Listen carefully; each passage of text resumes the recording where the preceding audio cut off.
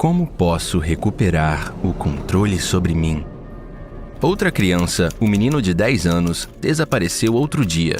Até o momento, um criminoso desconhecido foi responsável pelo desaparecimento de 5 crianças.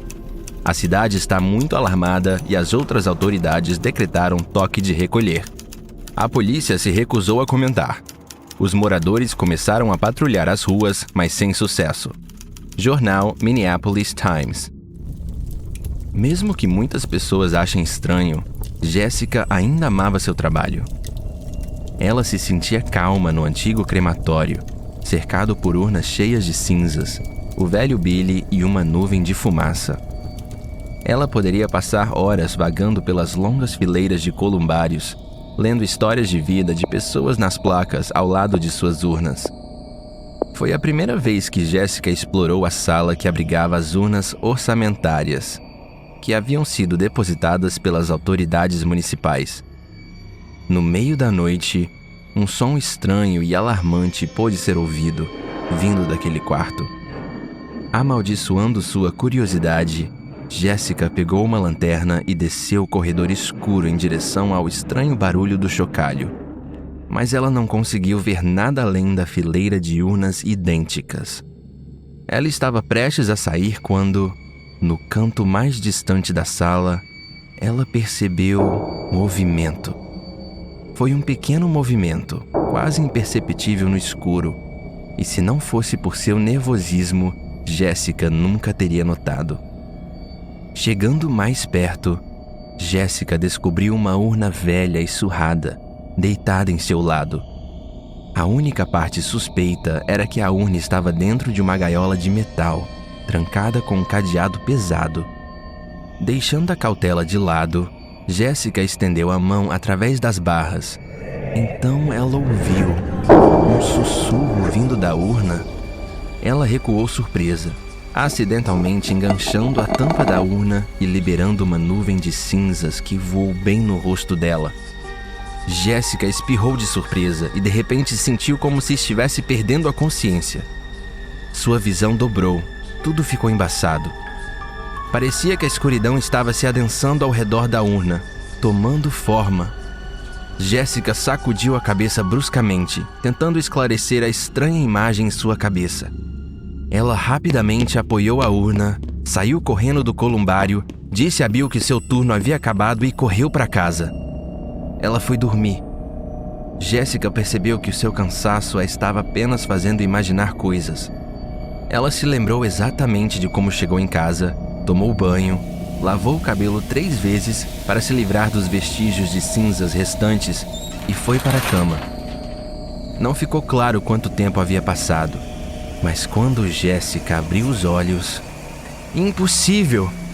Ela estava de pé, em uma floresta. Ela estava suja, descalça, vestindo apenas a camisola. E não tinha ideia de onde estava e como tinha ido parar ali. O medo veio primeiro. Uma confusão de pensamentos encheu a cabeça de Jessica.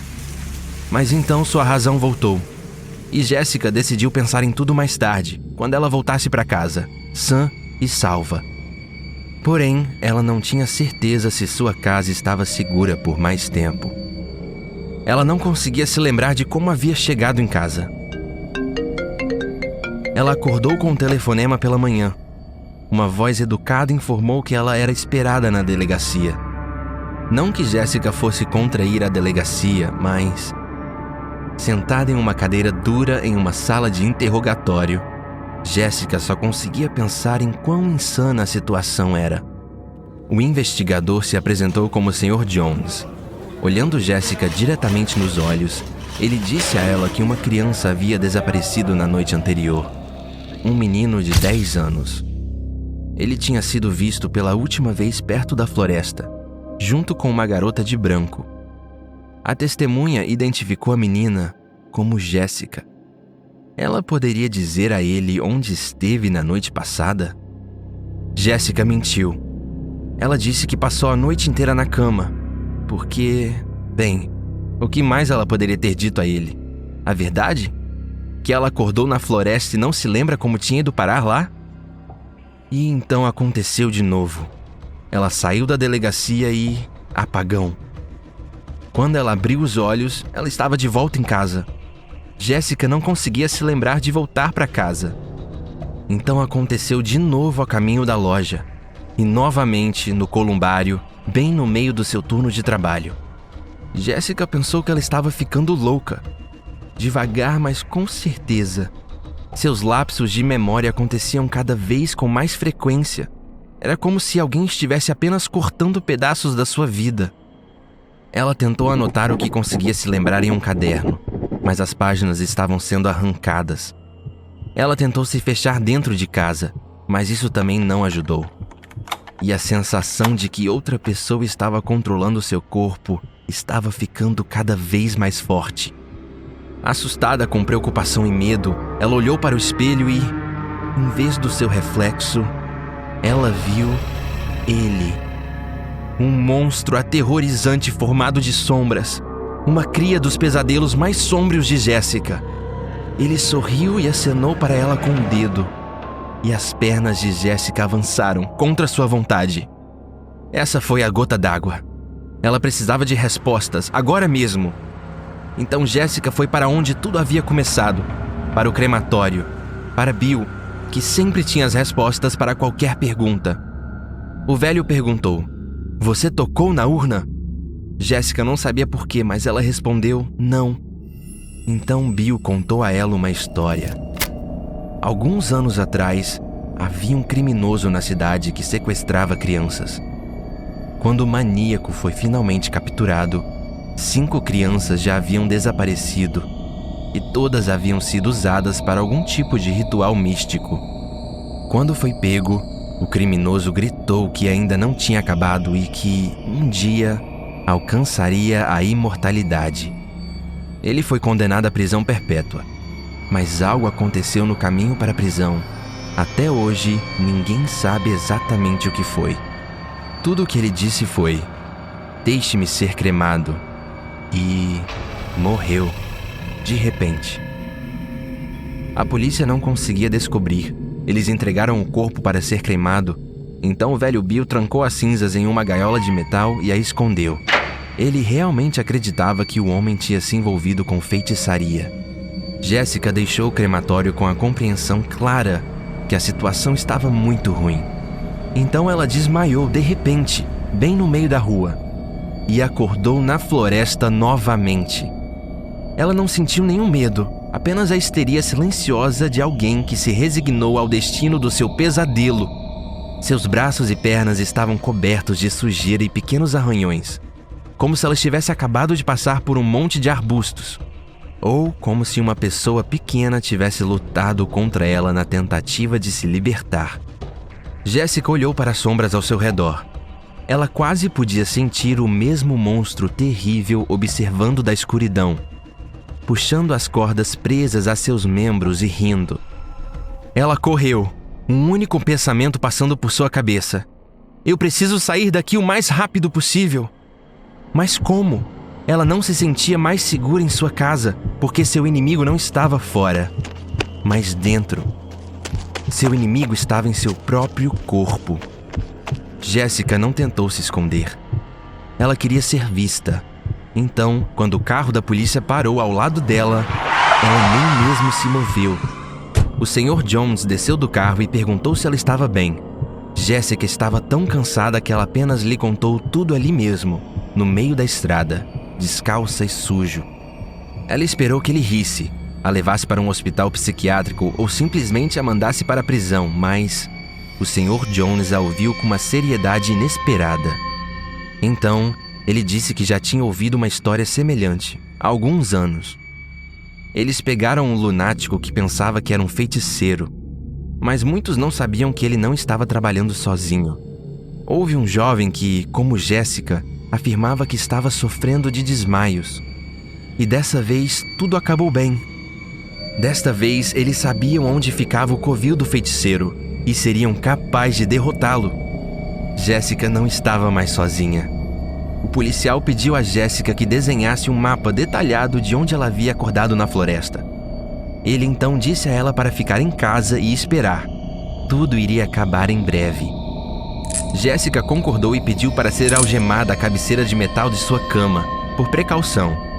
Ela então se deitou, ouvindo atentamente qualquer som, e pesquisou em seu telefone sobre magia e posse de corpos. Descobriu que esse tipo de magia realmente existia. O feiticeiro realiza um ritual maligno, onde as crianças são usadas como sacrifícios em troca de poder e capacidade de controlar as pessoas. Se o ritual for executado corretamente, o feiticeiro alcançará imortalidade. A única maneira de se libertar do feiticeiro, de acordo com os artigos, é destruir totalmente tudo que está ligado ao espírito do feiticeiro. E Jéssica sabia exatamente o que era. Mas o tempo estava se esgotando. As sombras começaram a se reunir ao lado da cama, formando aquele monstro de pesadelo mais uma vez. Jéssica gritou, mas seu grito foi abafado pelo som de vidro quebrando. Ela acordou na floresta novamente, tremendo de frio e medo. Jéssica pressionou a mão direita contra o corpo. Em vez da algema que estava em seu pulso, ela agora segurava um trapo sujo e ensanguentado. Jéssica mordeu o lábio, mas não conseguia parar de gritar. 2 dos seus dedos estavam faltando. Correndo do pulso ao cotovelo, algo havia sido arranhado em sua pele. Não tente me impedir. Jéssica congelou. Ela estava mutilada, exausta. Havia perdido o controle sobre seu próprio corpo. Ela chegou no meio da clareira e caiu na gargalhada histérica, porque ela sabia que estava no caminho certo. Ela só tem que ser bem-sucedida antes daquele terrível fantasma voltar. Esquecendo sua dor, Jéssica correu para o único lugar que poderia salvá-la, o crematório. Nada está mais ligado a um espírito do que suas cinzas. Ela só tinha que encontrar aquela maldita urna, destruí-la e esse pesadelo iria acabar. Mas era tarde demais. As portas do corredor haviam sido arrancadas de suas dobradiças. Havia cinzas por todo o local. Bill estava deitado com a cabeça na fornalha aberta. A gaiola de metal estava ao lado dele. As barras foram arrancadas. Estava vazio. Este era o fim. O telefone de Jéssica tocou em seu bolso. Era o Sr. Jones. Ela tentou atender a chamada com a mão não mutilada, acomodando-se no chão. Ela não queria olhar, mas seus olhos se moveram para o reflexo do cadáver do velho, olhando para ela pela porta de metal amassada da fornalha. Ele estava rindo, zombeteiramente estendendo a mão para ela. A última coisa que Jéssica ouviu antes de desmaiar foi que as crianças tinham sido encontradas. Ela acordou na floresta. O Sr. Jones a sacudia pelos ombros e gritava algo, dizendo que não havia mais nada a temer. Eles tiveram sucesso. Eles encontraram o covil do velho feiticeiro e salvaram as crianças. Tudo ficará bem agora. Por alguma razão, Jéssica podia sentir o cheiro forte de gasolina. Por algum motivo, Jéssica não conseguiu responder ao Sr. Jones. Por alguma razão, seu corpo não a obedecia. Jéssica ainda podia ver tudo, mas não podia fazer nada. Ela observou enquanto suas mãos jogavam o Sr. Jones de lado com uma força desumana. Ela caminhou para a frente, sem prestar atenção às raízes que cravavam em seus pés no chão da floresta. Ela foi para uma velha cabana, onde ainda havia vestígios das crianças que estiveram lá. Bonecas quebradas, cordas, arranhões no chão.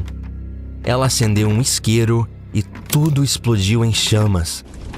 Refletido no vidro quebrado, cercado por um inferno de fogo, o feiticeiro riu. Jéssica havia perdido. O Sr. Jones não conseguiu. Ele viu Jéssica entrar na cabana, mas a velha madeira estava queimando muito rápido. O policial caiu de joelhos e rastejou, na tênue esperança de salvar a garota das chamas. Preocupado com sua aflição, ele não percebeu quando uma rajada de vento jogou um punhado de cinzas em seu rosto. Uma semana depois, o jornal local informou que outra criança havia desaparecido.